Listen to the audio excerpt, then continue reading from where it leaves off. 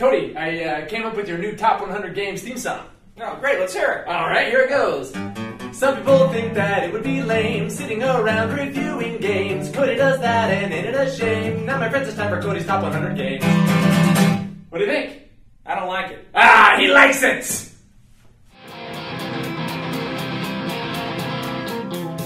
Hello, ladies and gentlemen, and welcome to The Discriminating Gamer, the board game review show that's earliest memory was of its father bundling it up tightly, placing it down gently, and then saying, "Son, Krypton is no longer safe for you. On Earth, you will be a champion." Ladies and gentlemen, today is the first in our 10-part series of my top 100 games of all time. Now, this is the third year I have done this list, and this is as of August of 2016. So I'm going to just go ahead and briefly tell you again how I compile this list. Essentially, I'm just looking at various games I played. I kind of put them up against each other, and I just ask my question as I'm going through the list, as I'm pulling these names of games out of a hat, essentially.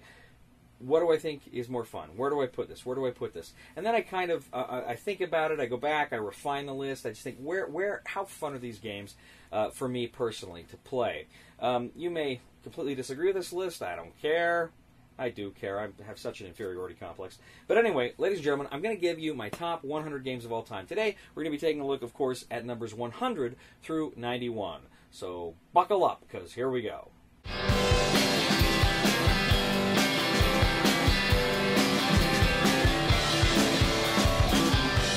Starting with my number 100. This is a game that is new to the list this year.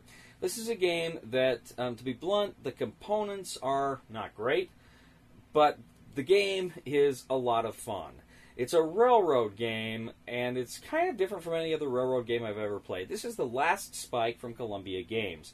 This is a game that they put on Kickstarter a while back, and it's just a lot of fun. You're trying to connect the Transcontinental Railroad, and you, of course, have to pay money to lay down the lines, but then when you complete a line from one city to another, it pays off, you make money. It's really a super fun game. It's a very easy game. It's a good family game, and it's very intuitive, and I really enjoy it. It's just a fun game, but there's some real competition there and some real choices there. So that is my number 100, The Last Spike from Columbia Games. My number 99 is a game that is also new to the list this year. This is a game that I had heard of for a long time, but I just got to play it not too long ago because Fantasy Flight Games, who publishes it, came out with a reprint. And this, of course, is Mission Red Planet. Mission Red Planet is a wonderful game where you're trying to kind of populate your astronauts on the surface of Mars, and of course its moon Phobos, and you play cards simultaneously, and depending on the order of the cards, that's who gets to go first. So it's a game where you got to think about timing. You can play more powerful cards, but they're going to happen later, where people can play weaker cards, and that can change the board. So it's very fun. I really, really liked Mission Red Planet. Tremendously fun game from Fantasy Flight Games. Number 98 is a game that fell a little bit. It was 84 last year. It's a fun game. I really like it, but it's kind of increasingly being eclipsed by other more similar games. This is, of course, Wings of Glory from Abbeys Games. Wings of Glory is a World War I miniatures game in which you have airplanes flying around, shooting at each other in World War I. Of course, there's a lot of different planes you can collect, and it's kind of a collectible game in that sense, too. But you lay down cards in front of the planes to move them, and it's very similar to the flight path system, similar to, of course, some of these other miniature games we all know and love. But this was kind of the first that really developed that mechanic, and it's really a lot of fun. I really like the theme. I like the things that can happen, but I just I don't play it that often because, as I say, it's being eclipsed by some other of these games. Nevertheless, that is Wings of Glory from Abbeys Games. That is my number 98. My number 97 fell a little bit. It was 87 last year. It's a very good, kind of unusual and interesting game where you're using dice in kind of some fun ways. This is Lords of Vegas. Lords of Vegas is a great kind of real estate casino development game where you actually use put the dice kind of in these casinos to kind of show who controls it, and you can like share a casino, but who's ever got the most pips on their colored dice, they're kind of the manager. But you can take them out, you can re-roll, you can actually gamble to try to make money and to build more land and more areas. It's a lot of fun. It's a very, very different game. There's not a lot of games out there like it. I really like Lords of Vegas. That is my number 7. Pardon me. That is my number 97, and that is from Mayfair Games. Well, number 96 is a game that slipped a little bit. It was number 85 last year, and that's just kind of. This is a game that's kind of been eclipsed by some other games that are a little higher on the list. But this is Victory in Europe from Columbia Games. Victory in Europe is a block war game set in the Second World War. It's very interesting. It's got an oval map. Of course, the game board is oval. It's not square or rectangle, which in and of itself is unusual, interesting, and fun. I really like that, but it's intense. It's card driven. You're playing cards to kind of activate your units and to do things, but it's like according to the year. You can only play certain cards during certain years, 1939, 1940, etc., etc. Really a lot of fun. Good World War II war game, if that's your cup of tea. So that is my 96 Victory in Europe from Columbia Games. Number 95 is a cooperative game that's fallen a little bit. It was 82 last year. And this is a very good historical game that I think just really makes the history come alive. And it's a powerful game. I don't know what other way to describe it.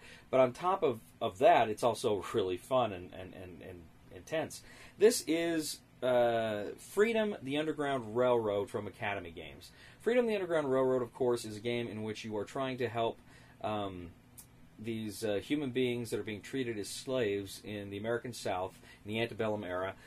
You're trying to help them get north. Now, they're represented by little cubes, and you move them north along these tracks, but they're slave catchers, and as you roll the die, they're going to move. The slave catchers are going to move in certain ways, and you're trying to get them past the slave catchers out to Canada, but events are triggering along the way, and it's very thematic. It's kind of you're very self-conscious when you play this game, but it's a powerful game, and it's fun and it's interesting. I really like Freedom, the Underground Railroad. That is my number 95.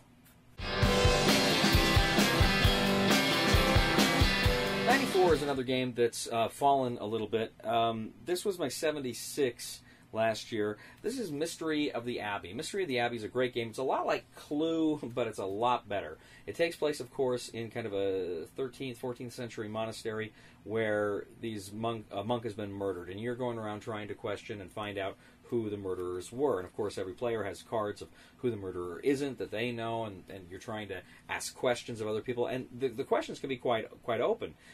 They can be big questions that you're not just limited to very specific things like you are in Clue, and that's very cool. It's loosely based on the film In the Name of the Rose with Sean Connery, but it's a whole lot of fun, a good deduction game, and I really like it. That's from Days of Wonder. That is number 94. Mystery of the Abbey was 76. Number 93 is a game that's actually climbed a little bit. It was 99 last year. Now, I got to be honest, I haven't been playing this game a lot more, but I've been thinking about it a lot more, and I've been really kind of remembering how much I did enjoy this game. This is Battles of Westeros from Fantasy Flight Games. Now, this is the first game we'll see in this list in the Commands and Colors series. There'll be a few more. This particular Commands and Colors game is set in the Game of Thrones universe. Instead of drawing cards, you actually roll die, and the die tell you which kind of units you can activate. But it's incredibly thematic. It's a lot of fun. I really like the Commands and Colors game, and this one is just a fun one set in that George R.R. Martin world that we all know and love. So that is number 93, Battles of Westeros from Fantasy Flight Games. Number 92 is a game that has fallen quite a bit. It was 64. Again, this is a game I like a lot, but I haven't played it in forever. I was hoping I'd get a chance to play it again this last year. I haven't. But it's such an interesting game, but it's such a long game, and it's such an involved game, it's kind of hard to get to the table. But this is Napoleon in Europe from what was Eagle Games. Now it's Eagle Griffin Games, it was just Eagle at the time. And Napoleon in Europe is a great, vast, epic game of Napoleonic Europe, and these various battles. And you fight a battle, or rather you have the main strategic board you're playing on, but then you fight the actual battles on battle boards, and it's very cool. You got the 3 different sections. You're trying to hold the line.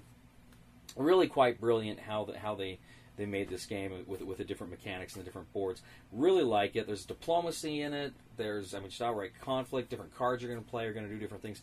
I really, really enjoyed Napoleon in Europe. From Eagle Games, that was my number 92.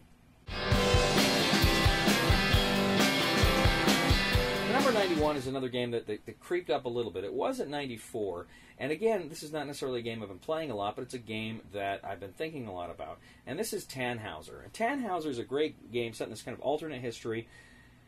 It's in the 1940s, but it's kind of it's not really World War II. It's like World War I never really ended, and the Germans kind of embraced these occult powers and this dark mysticism, whereas the Allies embraced kind of the steampunk technology, and Thomas Edison became the president, and he created all these kind of epic weapons to win the war. And it's very interesting, but what makes the game work, because it's kind of a skirmish game, is you've got the line of sight mechanics, where the different spots that you're on the board kind of illustrate everywhere else you can see on the board. And that's really interesting. It's a fun and very helpful and very intuitive way to play a game like this. I love the theme, very, very dark and gritty, and it's just a good light skirmish game. So this is Tannhauser. Number 91 was 94 from Fantasy Flight Games. Well, ladies and gentlemen, that is it. That is our top 100 through 91. Please leave a comment. Let me know if you like the list, if you think I've got some real stinkers on there. I'm very interested to know what you think of the list. So go ahead. Please like us on Facebook, subscribe to us on YouTube, and follow us on Twitter. Please leave a comment, and we are The Discriminating Gamer. And now, ladies and gentlemen, a new segment I like to call Viewer Mail. You see, that's right. We get sacks and sacks and sacks of mail delivered to us every day with people wanting to know all sorts of questions. And now I'm going to go ahead and answer one for you right now. Dear Cody, fans of Star Trek are called Trekkies. What are fans of your show called? Unemployed!